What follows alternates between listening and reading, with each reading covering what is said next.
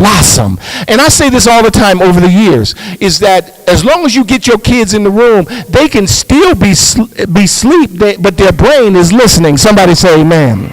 The word is being implanted in them. It is being downloaded. I remember one of the pastors of the church, who's active pastor of the church, and her husband is a deacon at the church, and I won't name her name. But she said it really amazes them that they'll be out somewhere and they'll hear something, and the kids will say, I heard Bishop Minor say that, or I remember Bishop Minor said that, or that's not how Bishop Minor taught us, or I remember I was sitting in class and I was thinking this, but then I remembered what I learned at church. Somebody say, man, this is about planting a seed. You must make your kids hear this spiritual message. That's my cry to all of you. And you as an adult, we all need these words. Why?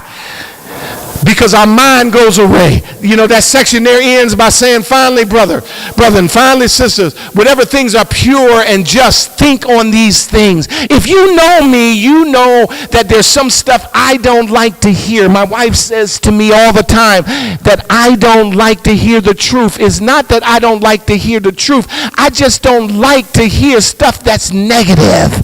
I like to hear the proactive side of it. I like to hear things that encourage and lift up. Amen. There are times that we need to push and we need to smack, but you got to check your mind and your thinking, because sometimes all of the stuff out of life, on your job, people stabbing you in the back, all the crazy stuff, sometimes you can get caught up in negativity. You can get stuck on a cliff where you have fainted. You can get stuck on a cliff where everything is dark and you're ready to throw in the towel. Hallelujah. This Lent, somebody say this Lent. I'm about ready to end. This Lent, what becomes important is that we have to pray unto the Lord, and we say, Lord, strengthen my faith. Somebody say, strengthen my faith.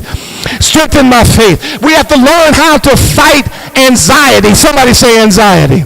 We have to fight anxiety. There's so much anxiety and worry and stress and trauma in our society. Fear.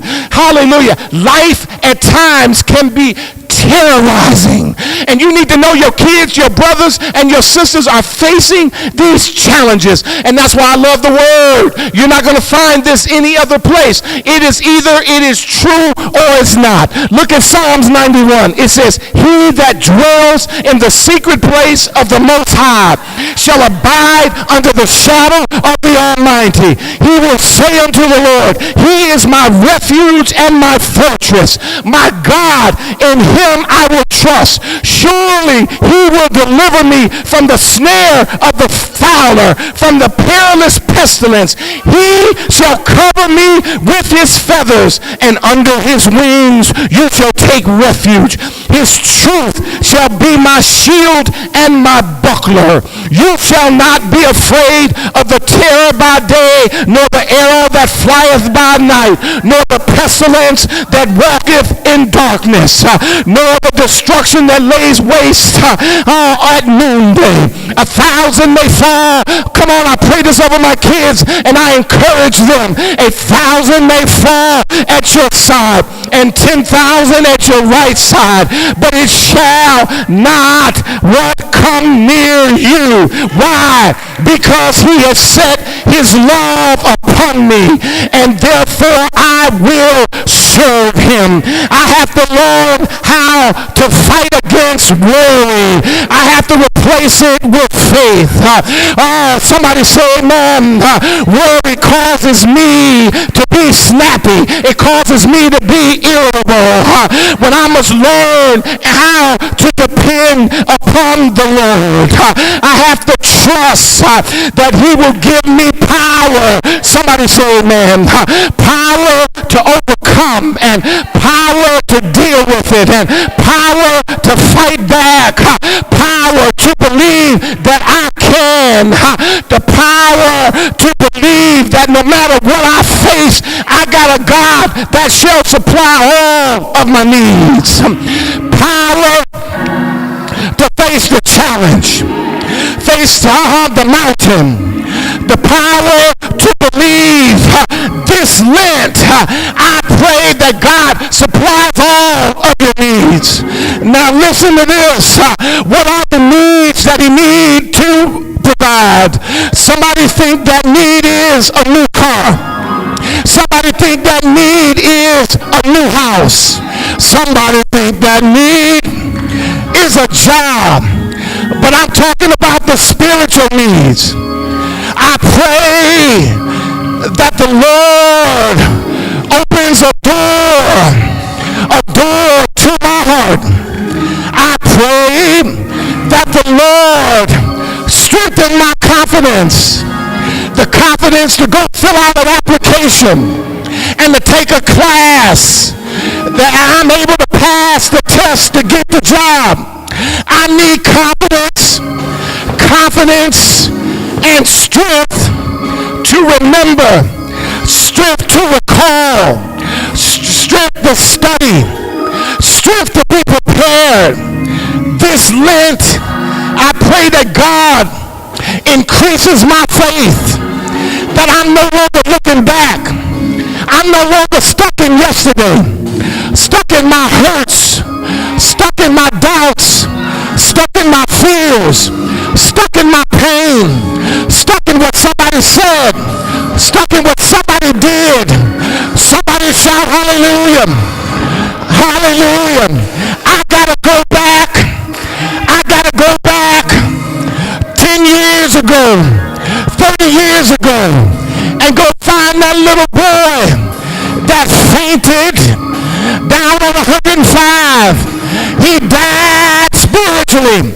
He died with his confidence. Go back and find yourself. Say, Lord, renew me. Say, Lord, remake me. Say, Lord, heal me. Somebody say power. Say, I need power. Somebody say power. I gotta get hooked up with the power, because without the power, I will faint. Without the power, I will give up. Without the power, I will throw in the towel. Somebody say amen. Now let me tell you about power. You see, power is like a cell phone. You see, with the cell phone, I can stay connected. Am I right about it? With the cell phone, I can find direction. Am I right about it? With the cell phone, it keeps me in the game. Am I right about it? With the cell phone, it lets me stay on top of things. Am I right about it? With the cell phone, it helps me be where I'm supposed to be. It helps me know what I'm supposed to know. It helps me do what I'm supposed to do. But watch this. Without power, the cell phone doesn't work. My life is like a cell phone. Oh, I wish I had some witnesses in here. My life is like a cell phone. I wish I had some witnesses in here. My life is like the cell phone. Had some witnesses in here, because without power, it don't work.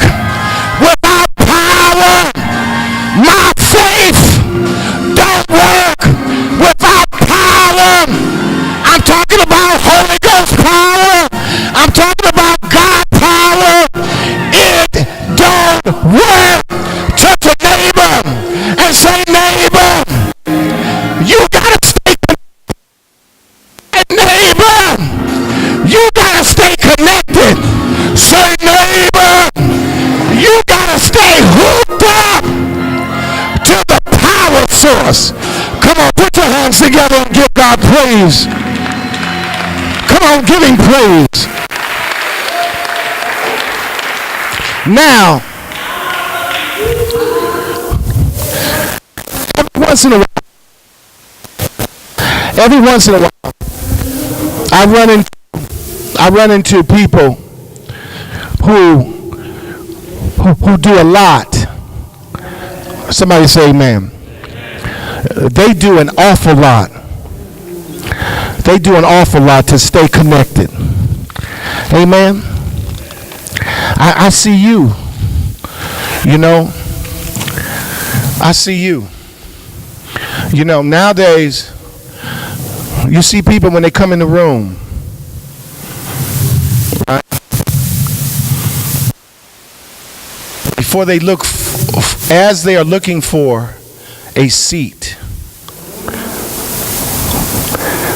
when they go in a restaurant, when they go in the library, when they go in the coffee shop, when they go in a meeting room, when they go in that room, the first thing they're looking for is a power connection. It's really interesting. Some people go back home